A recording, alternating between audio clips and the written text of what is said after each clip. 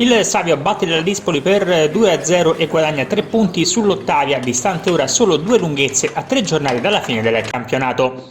Con le immagini andiamo all'8° minuto, il pallone da Ciocioni per Petrucci, la parata di Priori.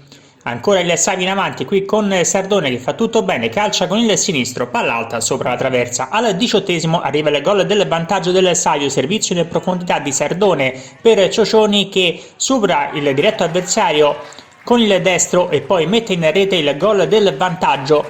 I Blues passano quindi a condurre al 18° minuto del primo tempo, la rete messa a segno da Ciocioni.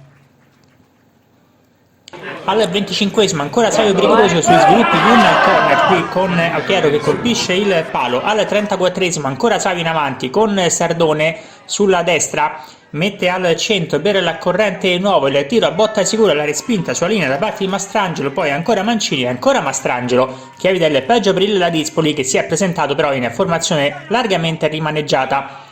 Il Savio all'inizio ripresa prova ad incrementare il suo vantaggio qui con Petrucci, il tiro di sinistro, palla sul fondo. All'8° minuto del secondo tempo arriva il gol del raddoppio, Mancini carica il destro e mette il pallone a giro sul secondo palo, è il gol del raddoppio del Savio che mette così al sicuro il risultato.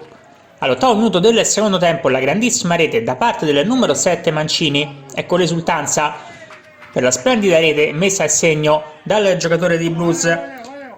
Al 15° ancora Savio in avanti, sempre con Mancini, qui fa tutto bene sulla corsia di sinistra, mette al centro, Monteboy non riesce ad impattare la sfera, poi il pallone arriva a Coccia, prima il tiro respinto sulla linea, poi il pallone arriva nuovamente al numero 18 che spara alto da buona posizione. Al 23° Sardone fugge via sulla corsia di destra, prova il tiro di sinistro, la risposta da parte di Priori, poi il pallone arriva a Jacobucci che carica il destro, palla sul fondo.